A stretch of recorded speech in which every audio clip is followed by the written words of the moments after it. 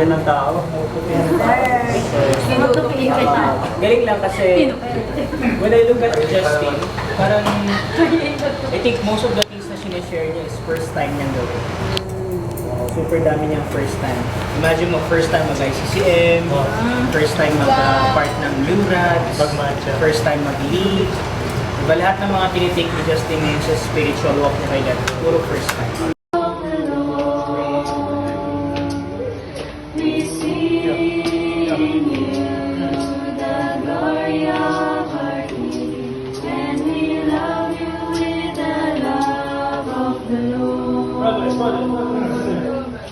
We love you in the love of the Lord. We love you in the love of the Lord. We see in you and you the glory of our King, and we love you in the love of the Lord. And love you in the love of the Lord. Love by God. Love you in the love of the Lord. Precious are you. We see in you the glory of our King, and we love you in the love of the Lord.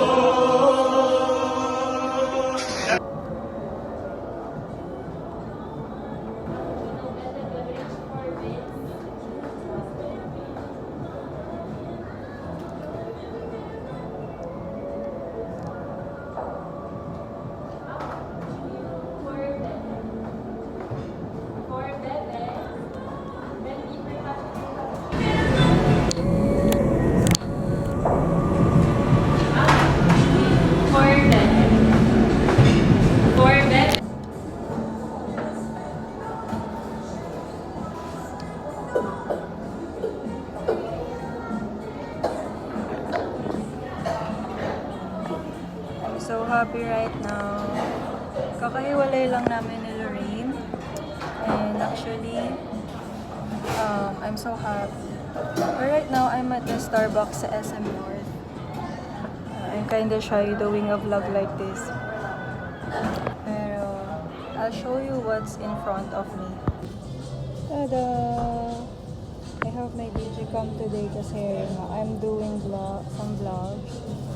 And the disciples gave me flower and ginawa siya ni Ate V. Thank you, Ate V. I'm so encouraged. And then, these two Starbucks. Ito medyo lukot. Medyo lukot na siya kasi pinagdaanan niya yung commute namin na Lorraine. And I have cake there. They bought me some cake. Thank you, fam. Tingnan natin nasa loob. Ayan. Tapos may mga gift din dyan. Pakita ko later.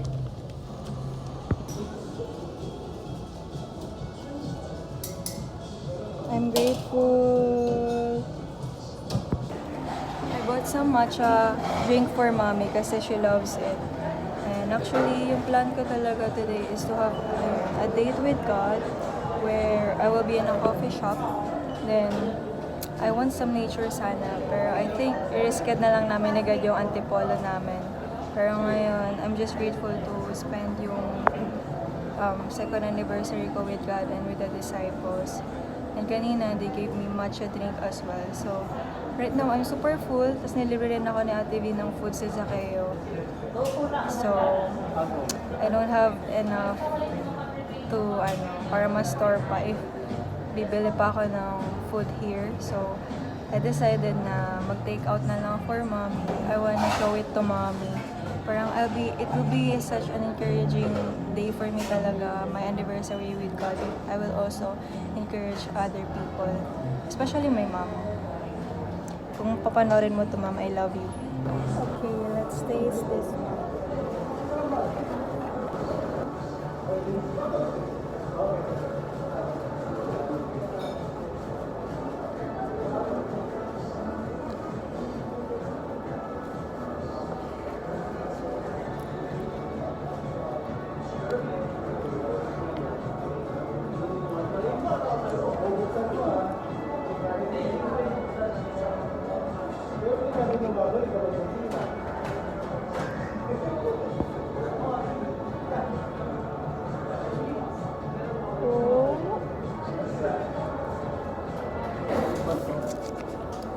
Nag-message sa akin si Pandeboy, si Jam to,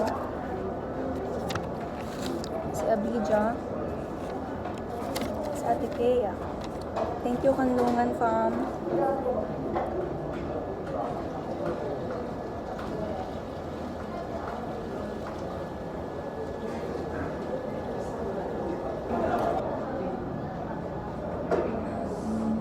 Sabi ni Jam, parang dati maliit ka pa lang, ngayon malaki na. Mga 9 feet daw.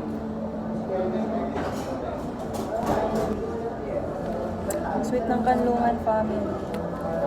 Thank you.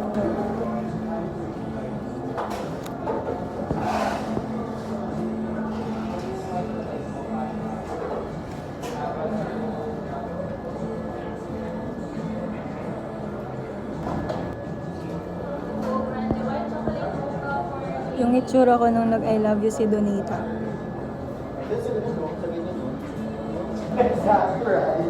Kumakain siya.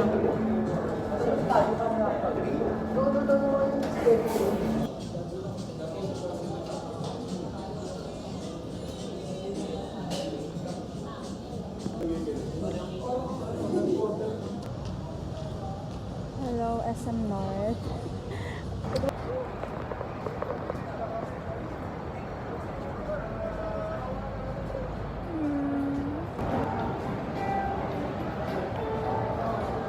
I'm finding a spot where I can pray.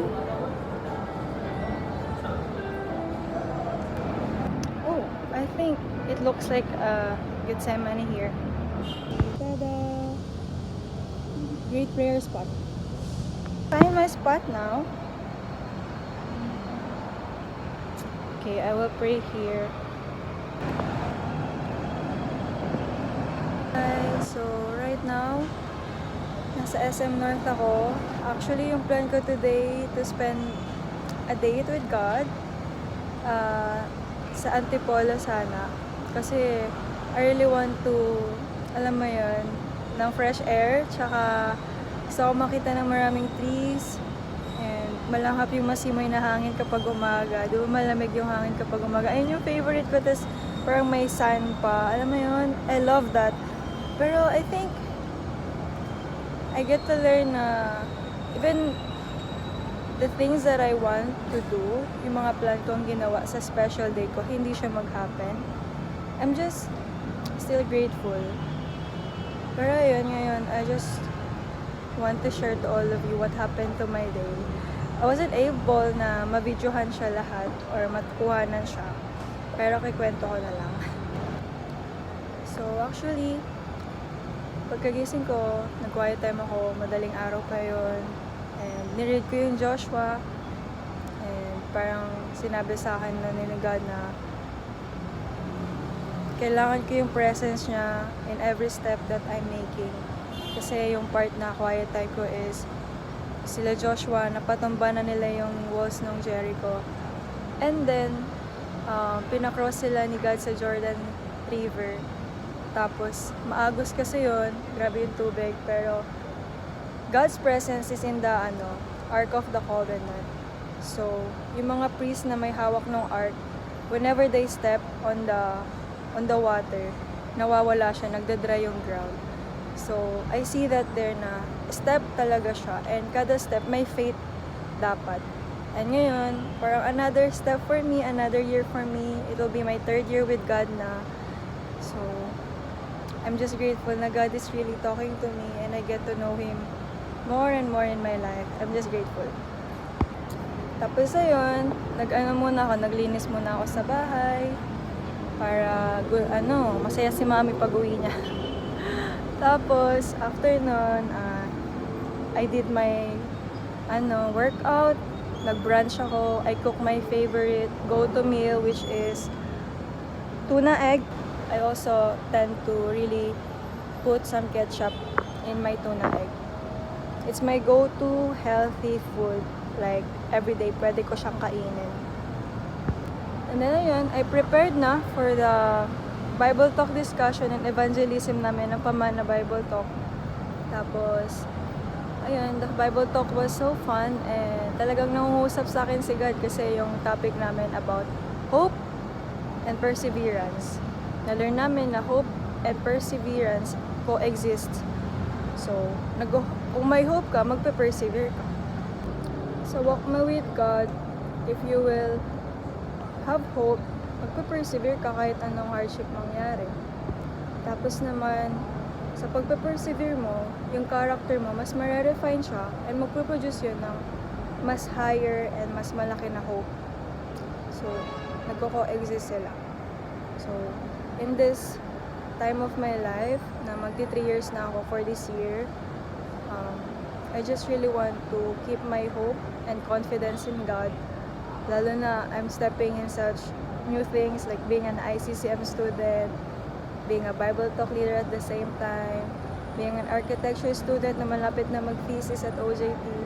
I don't know what will happen to me in the next few months. Pero I'm just really walking by faith. We walk by faith, not by sight. Amen. It's my dream to be an architect and it's my dream to be also a women's ministry leader. So, kung ano yung will ni God sa life ko, I think I will accept that no matter what.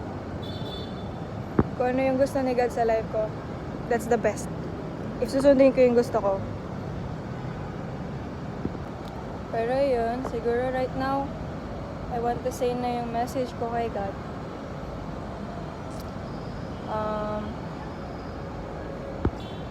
God,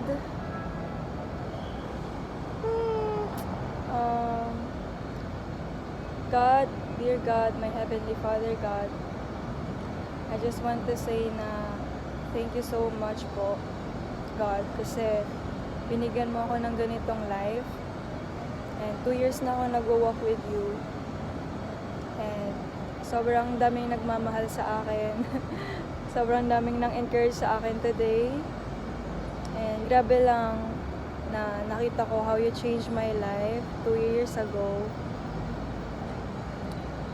Hearing those words kanina sa encouragement ng disciples,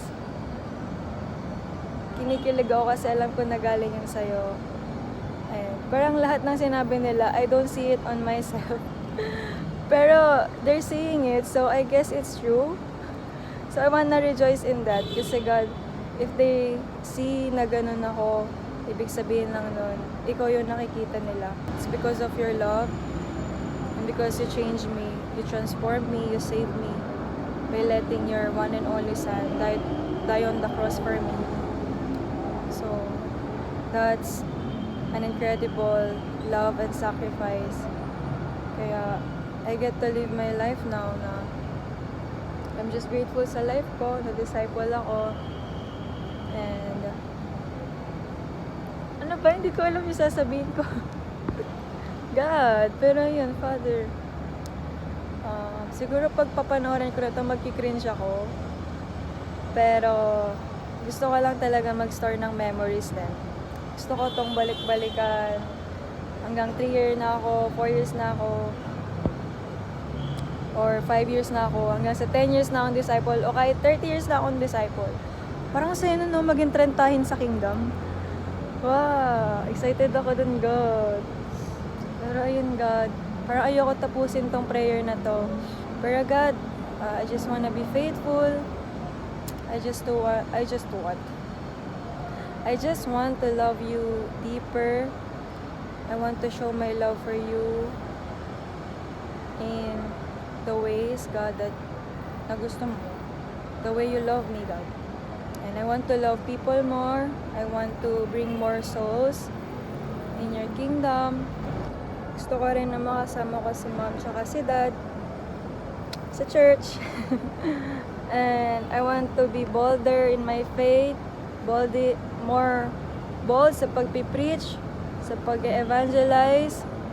And I want to crank yung architecture school ko, pati na yung ministry college ko.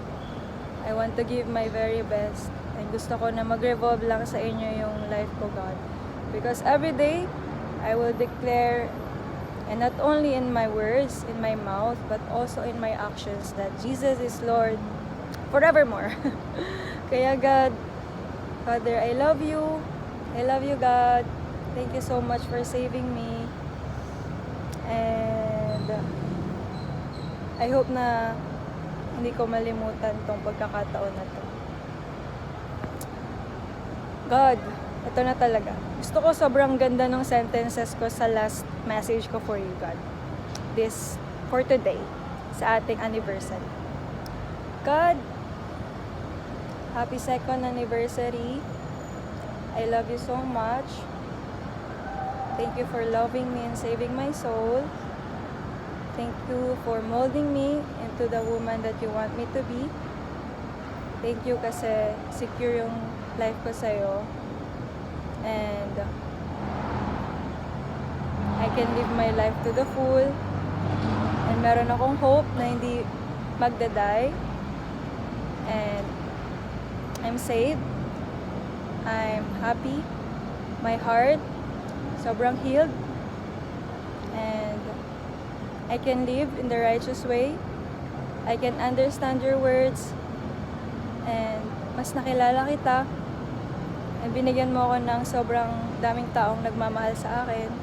Binigyan mo ako ng matatalik na kaibigan. Binigyan mo ako ng mga mabubuting puso around me. Also my leaders, my friends, and everyone na namimit ko, God. Talagang yung life, kahit na mag-harm yun, ikaw never mo akong i-harm. And meron akong sobrang gandang future because of you, God. Kaya God, help me, God. Guide me to your ways always, Father. Dito sa mundo, ikaw yung desire ko, God. Hanggang sa langit, ikaw yung desire ko, God. Psalms 73:25-26. And John 8:31-32 forevermore. I will hold on to your teachings and be a true disciple forevermore. And also love your words and obey it no matter what. And also to love the people. Ayun, God. Love you. And for myself, I'm praying for you. And ito yung message ko for you. Maging faithful ka lang. Huwag makulit. Mag-repent palagi. Sumunod kay God palagi. At laging piliing magmahal. Kahit anong mangyari. Ang ka-cringe. Sige na nga, bye-bye na. Bye-bye.